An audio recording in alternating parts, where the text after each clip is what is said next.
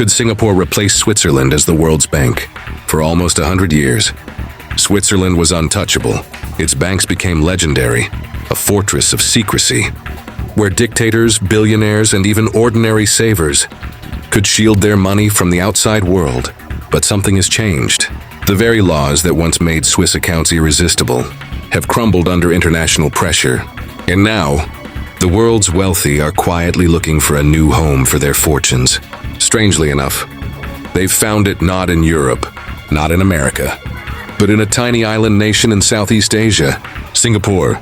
Today, more money is flowing into Singaporean banks than ever before. Ultra-rich families, hedge funds, even multinational corporations are shifting assets out of Switzerland and into this rising financial powerhouse. The question is, how did Singapore, a country smaller than New York City, suddenly challenge centuries of Swiss dominance? And could it actually replace Switzerland as the world's bank? How Switzerland became the world's vault. To understand why Singapore is suddenly being compared to Switzerland, we first need to look back at how Switzerland built its reputation as the world's most trusted vault. For centuries, Switzerland's greatest weapon wasn't its army, it was neutrality. During wars that tore Europe apart, from Napoleon's campaigns to World War I, and even the chaos of World War II, the Swiss stayed out, and that gave them something rare, trust. Then came banking secrecy.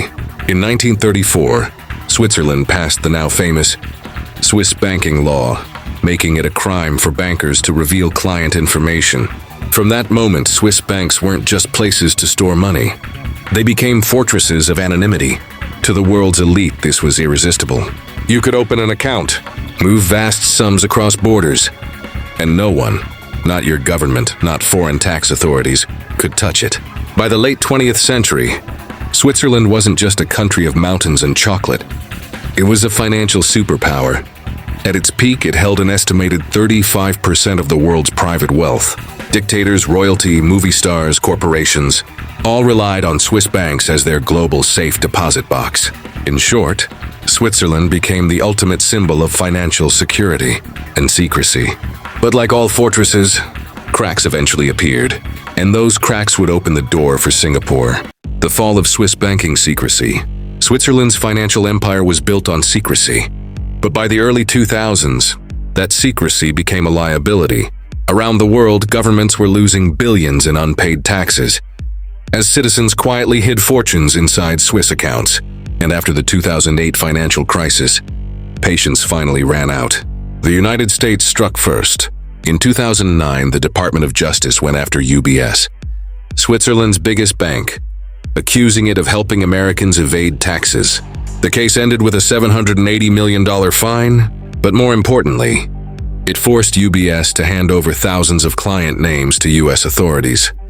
That single act shattered the illusion that Swiss banking was untouchable. Soon after, the pressure multiplied.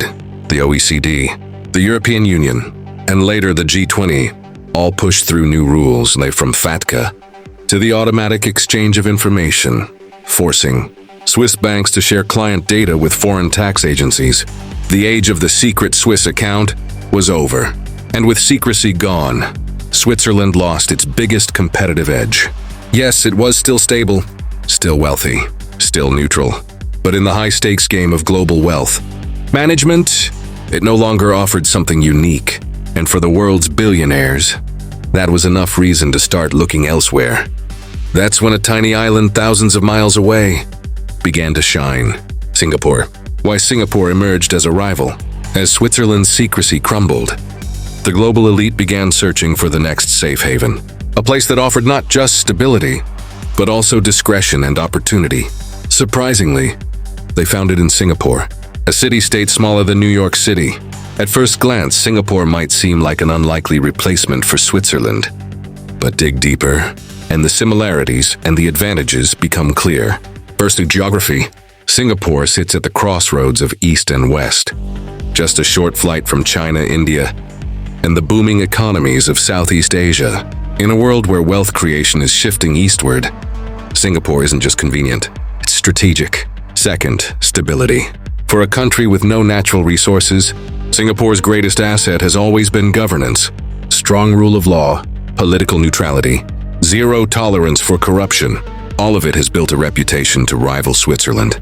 In global surveys, executives consistently rank Singapore as one of the safest places on earth to store and grow wealth. Third, policy. Singapore didn't stumble into finance. It deliberately designed itself to be a global hub. Low taxes, transparent regulations, and a government that actively welcomes foreign investors. From hedge funds, to wealth managers, to billionaire family offices. The results are staggering. Today, Singapore hosts more than 1,500 family offices, private firms built to manage billionaire wealth. And in just the last 5 years, assets under management in Singapore have surged past $5 trillion. Growing faster than any other financial center in the world. Unlike Switzerland, which leaned on secrecy, Singapore built its model on transparency, efficiency, and proximity to Asia's new money. For China's rising millionaires, India's tech founders, or Indonesia's resource tycoons, Singapore isn't just a bank. It's the gateway to the global financial system. In short, while Switzerland always looked westward, Singapore positioned itself to serve the rising East. And that's what makes it such a powerful rival today. When you stack Switzerland and Singapore side by side, the shift becomes crystal clear. For decades, Switzerland was the undisputed king of private banking. At its peak, Swiss banks managed an estimated 35% of the world's offshore wealth. That's more than a third of all hidden money, locked away in one tiny country. But the crown is slipping. Today, Switzerland's share has dropped to around 22%. Still huge, but no longer untouchable. Now look at Singapore. 2 decades ago, it barely registered on the map. Today, it manages more than $5 trillion in assets. That's nearly double what it held just 5 years ago. And unlike Switzerland, its curve is pointing straight up. Here's the kicker. Switzerland is still bigger for now, but all the growth is happening in Singapore. Every year, more family offices, hedge funds, and ultra-rich families are moving east, and the money follows them. In raw numbers, Switzerland is still the vault, but Singapore has become the magnet. And in finance, momentum matters more than history. Why the rich trust Singapore? Money doesn't just flow to where it earns the highest return. It flows to where it feels safest, and that's where Singapore shines. First, rule of law. In Singapore, contracts are enforced, courts are efficient, and corruption is almost non-existent. For billionaires who've seen governments seize assets overnight, that kind of predictability is priceless. Second, stability. While the West feels politically divided, and parts of Asia face volatility, Singapore projects calm. It's a place where politics doesn't spill into the streets, and where policies don't swing wildly with every election. Third, lifestyle and security. For the ultra-rich, safety isn't negotiable. Singapore consistently ranks as one of the safest cities in the world. Add world-class airports, international schools, and a global business culture, and it becomes more than a banking hub. It becomes a home base. And here's the subtle advantage. Unlike Switzerland, which leaned almost entirely on secrecy, Singapore offers openness. It isn't about hiding money anymore. It's about protecting it, growing it, and ensuring it can move freely in a world that feels increasingly unpredictable. For the wealthy, that's real trust. And trust is what keeps money in motion.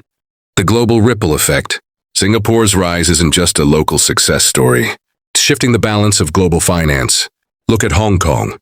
Once the go-to hub for Asian wealth, it's been shaken by political unrest and Beijing's tightening grip.